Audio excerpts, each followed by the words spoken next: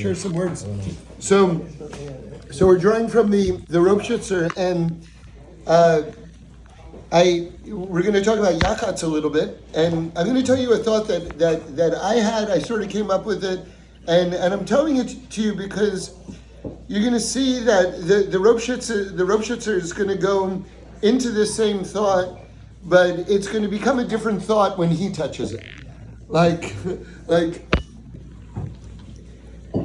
Anyway, you can compare and contrast. I sort of like put my toe into the room, and then he sort of like races into the room and like into the next house and the house after that. So you'll see what I'm talking about in a second. So what I wanted to say is that YACHATZ contains within it the entire history of the world from before creation to after Mashiach comes. That it's all contained within YACHATZ. So how do you see it? So before the world existed, the only thing that there was Hashem. So that's symbolized by the whole matzah. In other words, God is one. And all that exists is God. So kaviyochel, God doesn't have any image. God is not matzah, clearly. But what we're saying is just the wholeness, the completeness of that matzah stands for the oneness of God. So before creation, all there was God. And then what happened was, we break the matzah, and now we have two. Now we have the base of Breshit. Remember, base is the number 2. Now we have creation. Now we have duality. Now we have the illusion that there's a power other than God. You've got 2 matzahs, right? Now, interestingly, what do? You take the larger piece of matzah and you hide it away. And why? Because God, now that there's a creation, God is now going to take the larger revelation of light, or what we would call the Or HaGanuz, and he's going to hide it away so that we have free choice. You see that? So now that gets hidden away. Now what happens during the Seder? That's going to represent basically the history leading up to Mashiach. We're going to do mitzvahs, and it's called, one of the biggest jokes in the world is it's called a Seder, and yet it's chaos. You're taking the Seder plate off the table, you're putting it back on the table, you're lifting it up, you're putting it down, you're covering it, you're uncovering it. There's a minig that I don't think is widely done today, but my daughter told me about this many years ago. At one point, they'd all stand up and lift up the table. There's no rhyme or reason to it, and yet, what's it called? Order. And so this represents basically from the creation of the world until Mashiach comes, there is an order. But that order, from our point of view, is baffling. It's utterly mystifying. But from God's point of view, it's very much a Seder. God knows exactly what he's doing at all times, even if it appears like chaos to us. Then what happens? At the end of the Seder, the children, our children, or the next generations, or the last generation, whatever children stands for, brings back the larger piece of matzah, meaning to say that generation returns that light. And now that's Mashiach, because that matzah is now going to become the Afikomen, which represents the Korban Pesach, which represents the third Beis HaMikdash, which represents the complete Gula Shlema, the completion of the world. So there you see that in YACHATZ, how did we start? We said that there's one whole matzah. That's like God before he created the world. And we took it through history. We took it all the way to Mashiach. Right? There you have the whole history in YACHATZ. Now, I added something this morning that I got very excited about. So I'll just throw that in before I get to the ROPSHITZER. So the Afikomen, that's what gets returned to you. I realized Afikomen, if you divide it up into 2 words, the last 2 letters spell the word man, as in manna. And then the initial letters add up to 197 with it, which is ha-bekek, ha-betsek, which means dough. So I'll read you the pasuk that word 197 dough is in. Remember, what are we talking about? Afikomen, which is matzah, right? So of all the psukim that it would allude to, could there be anything more relevant than this pasuk? Listen to this pasuk. They baked the dough. The dough is these letters. They baked the dough that they took out of Egypt into cakes of matzahs, for it did not become leavened. Then it goes on. So in other words, what you're seeing right now, and just to give you just kind of a bookends with this, so I think everybody knows that the Seder plate has 10 items on it, and that parallels the 10 sfirot. And the Ari's Seder plate has all the things like the shank bone and the charosis and all that stuff on top. And then the bottom 3 matzahs are on the bottom. Or the 3 matzahs are on the bottom. That's the Ari. So in other words, you have the 7 sfirot, and what's happening is, what the Ari is doing is he's taking the top 3 sfirot and he's putting them on the bottom. Why? Because the matzah is imbued with the light from the Gimel Rishonos. Do you understand what's happening? The matzah is so holy. It's like a sponge. It's absorbed all of this light from above, and now it's come down. And that's what you're eating. You're eating this amazing thing. Okay, so that's the beginning. Now at the end, when you finally get to the perfection of matzah, which is the afikomen, which is really going to be the highest matzah, because that represents like Mashiach Tika matzah, right?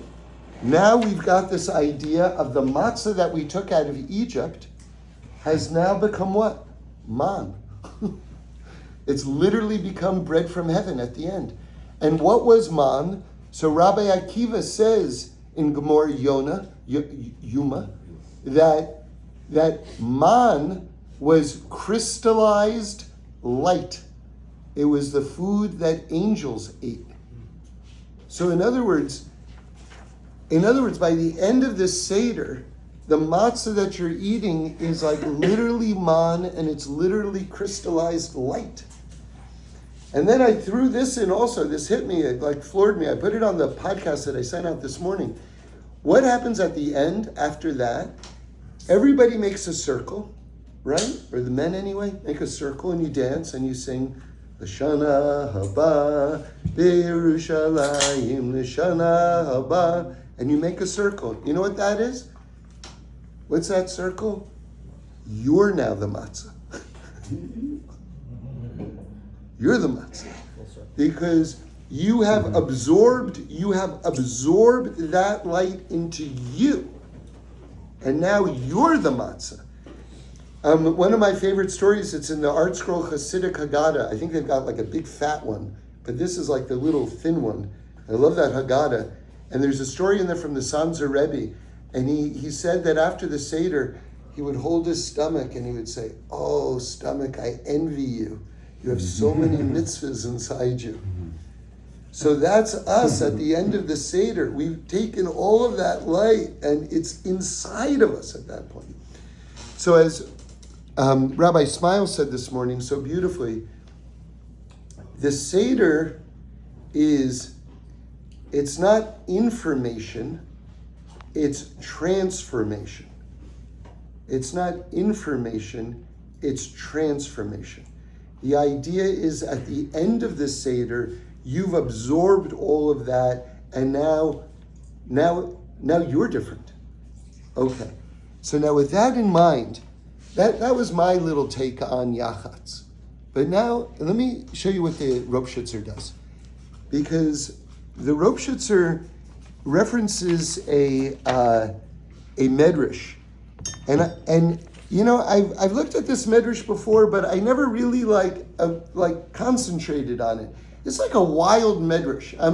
I don't think I've ever heard anyone really discuss this medrash, but once you hear it, you'll be like, what? So there's a pasuk at the beginning of Breshis that says like this: God called the light day, and the darkness he called night. Okay, does that sound familiar? You're all familiar with that pasuk, right? That, by the way, this is in Breshis Rabbah, chapter 3, section 7, if you want to look it up. So I'm going to read that again to you, okay? Because there's something that the rabbis are all over on this, and it's not totally obvious, but once you hear it, you'll go, oh yeah, that's really weird. God called the light day, and the darkness he called night. Now, Rabbi Yehuda Bar Simon has a big question on that. He says, wait a second, God called the light day, and the darkness he called night? How about God creating day and creating night? Like, this is the earliest part of the Torah where nothing is being referenced without first being created. So why isn't God, all of a sudden God's referring to it like it's already there? God didn't create day and he didn't create night. Or at least we would have been told had he done it. He's just talking about it like it's there. Everyone hear the question? So now, with that, they're going to say something wild. They're going to say, you ready? That's because day and night existed already before the world was created. That's why it doesn't say God created day or night, because there already was day and there was already night before the world was created. And now they don't stop there, okay? Now it's sort of like, can you top this? Then they say, why was there day and night before the world was created? Oh, don't you know? Because God created and destroyed many worlds before this one. Did you see what just happened? Right. That's alarming. That's absolutely alarming what the Chachamim just did with that pasuk. I'm going to just reenact that for you again. We'll go a little faster this time. The pasuk just says very simply, very plainly, you wouldn't think twice about this pasuk. God called the light day, and the darkness he called night. Then they say, wait a second, he didn't create day or night yet. What do you mean? He's talking about it like it's already there.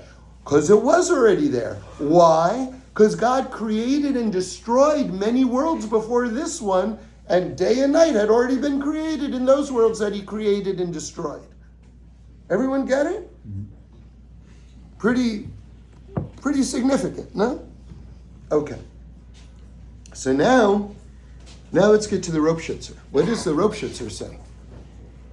Remember I told you that I was like proud of myself, that I thought, okay, YACHATZ, first there's just God, and then God breaks the matzah, and then now you've got the Beis of Breshis. You've got two sides, right? So the ROPSHITZER says, wait a second, David, you're starting at Breshis? Like, what about all the worlds God destroyed and created way before you even get to this world?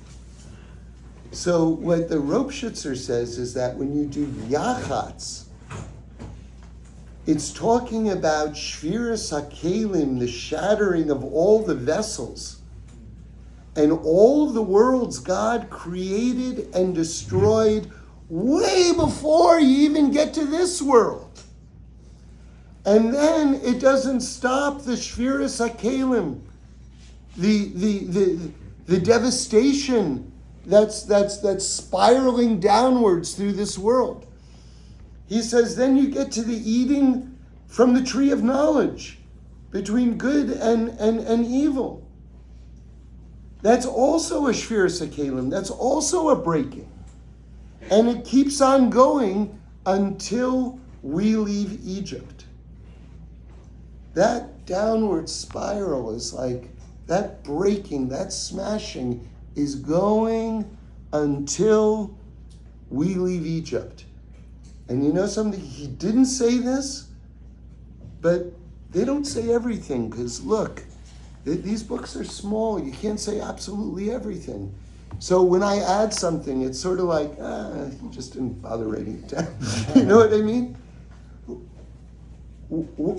If the downward spiral stops itself when we leave Egypt and it starts heading up, when's that moment where it really starts heading up?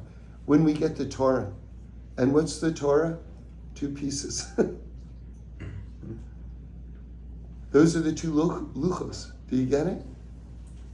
Do you get it? So when you're breaking YACHATZ, it's talking about the creation of the world and all the worlds that were created and destroyed until it stops. And when does it stop? When we've got the Torah. And now we can reverse the process. Now he references something else, and I want to build on something that he references. That part of that spiraling downward is a Kabbalistic notion, which is called the death of the 7 kings. And you see it by Esav, by Esav, that basically it talks about these 7 chieftains, alufim, okay? And it mentions each one, and then they died, and it mentions, and then they died, and it mentions, and then they died, and it goes through 7 that lived and died. And so when we talk about, Kabbalistically speaking, the creation of the world, the Kabbalists reference the death of these 7 kings many times. Now, what I thought was interesting about that, the fact that he mentions the 7 kings, is that remember, we've got in the Sfirot, we've got the top 3 and the bottom 7, talking about the breaking the 7 kings going down. Well, what does it say? It says that the tzaddik falls 7 times, but then he goes back up. He gets back up. So the death of the 7 kings is like the tzaddik falling 7 times. And now you want to hear something super interesting, because we're talking about YACHATZ, which is matzah. And Rabbi Wolfson points this out. But I'm going to connect it to this. Guess which number blessing the blessing over the matzah is in the Seder. It's the 7th blessing that we make.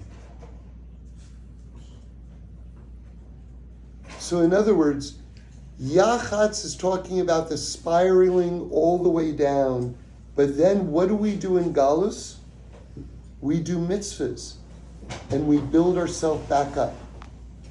And now, when you get to the 7th blessing, once you eat the matzah, do you know where you are? You're in the top 3, folks, which is how we started, right? Because that matzah is like a sponge that's absorbed the light from the highest heavens. Everyone get it? Everyone following? Everyone following? So by the way, you know, I think I told you, but I'm going to tell you again. So this is something Rabbi Smiles told me, and it's a real game changer.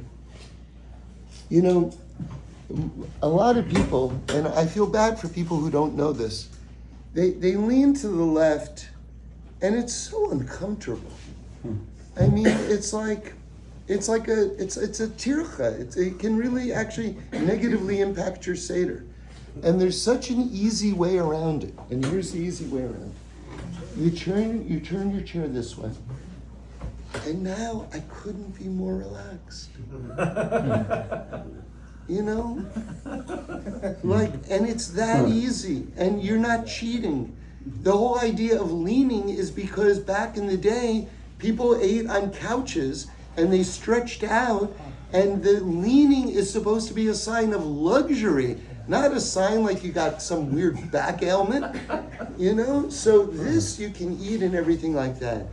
Now when you're eating matzah, and I'm begging you right now, when you're eating matzah, you're not talking at all.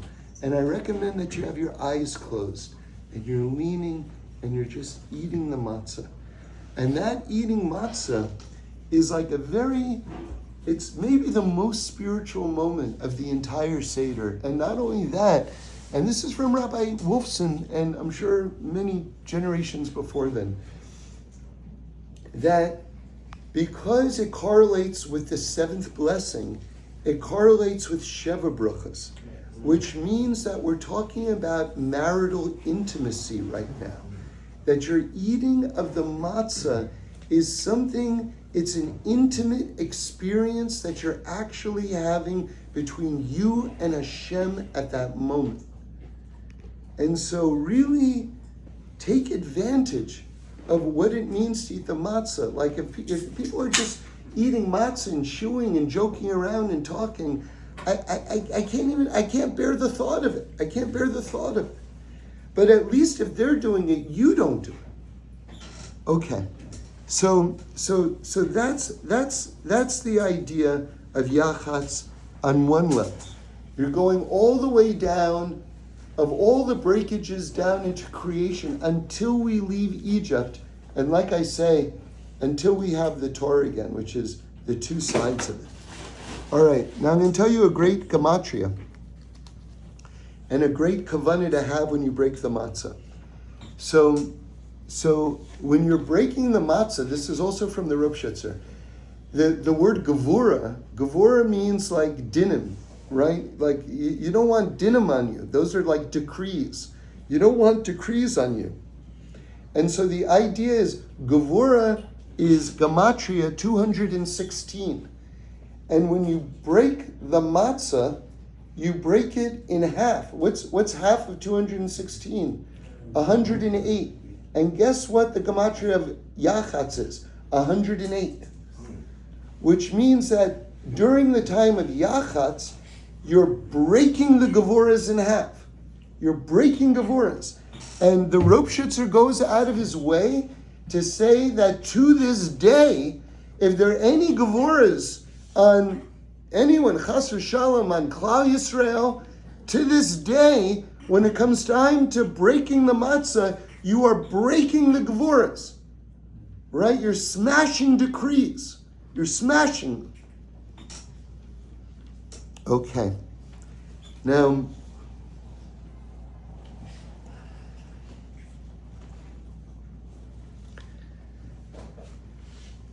so something interesting right now. The three, YACHATZ is the middle matzah. That's the one that you break. Now, that also parallels the three levels of the soul that are inside of us. So the bottom level of the soul is the nefesh, the middle level of the soul is ruach, and the top level of the soul inside you is your neshama. And so what you're doing is you're taking the middle matzah, which stands for the ruach. Now, you have to understand something, because all this can sound super technical, but this is a very important practical piece of knowledge for you to have, which is that all of the action in your life and your spiritual development is happening in your ruach, in the middle section. Why? Because that's what's in between your lower self, that's your nefesh. That's where all the taivas are, all the lusts and the desires.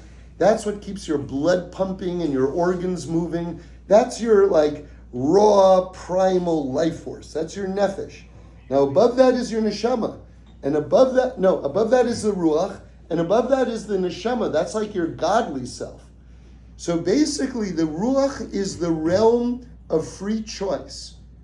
The ruach is what is choosing between doing the right thing or often doing the wrong thing.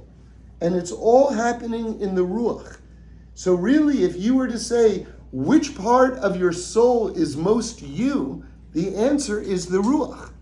That's what it is. Now, interestingly, because the ruach is in the middle, It has a little bit of the neshama in it, and it has a little bit of the nefesh in it. All of us, we have a little bit of our higher self and a little bit of our lower self in it. And so what the ROPSHITZER says is that when we take the middle matzah, which is the ruach, you have to break out and you have to smash the negative qualities, the nefesh part, the taivas that are in you, you have to smash it. And you break it. And then he also says like this. This is now changing the subject. Now he's going to look at it in a different way. He says, okay, you take a matzah and you're going to break it in half and you're going to hide away the bigger half. Now this is interesting.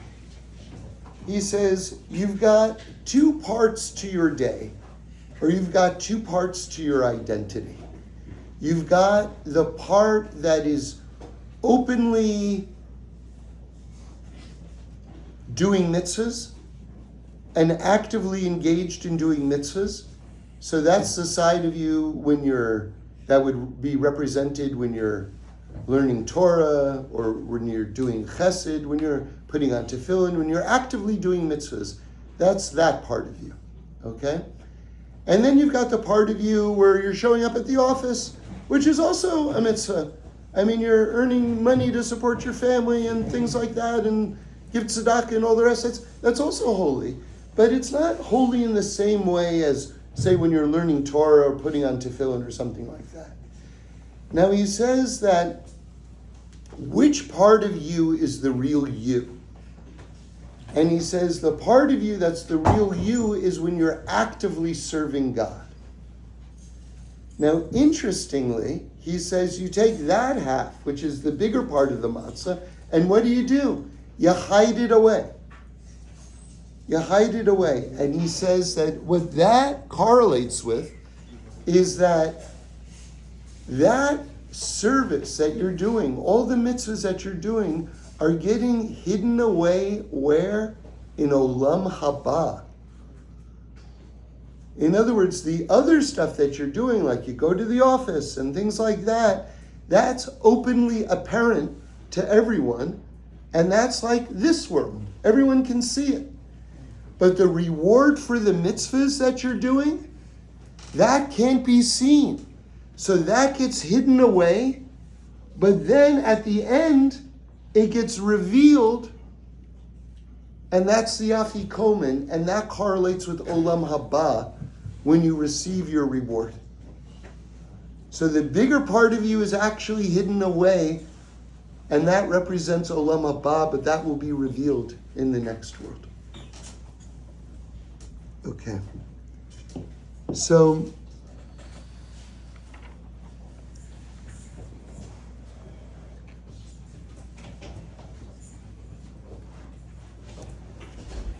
and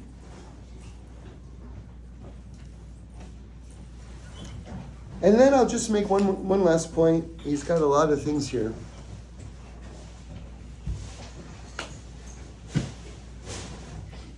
He says, I'll just finish up with this. He says you break the matzah in half, and this is now a new way of approaching the whole subject. You break the matzah in half, and it represents your Yetzer Tov and your Yetzer Hara.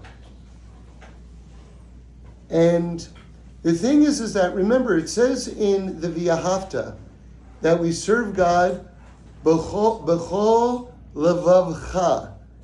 And so b'chol levavcha u'b'chol nafshecha u'b'chol me'odecha. And, if I asked you to translate it, the average person would translate it like this. Love God. God is commanding you to love Him with all of your heart, with all your soul, and with all of your resources. But that's actually not correct.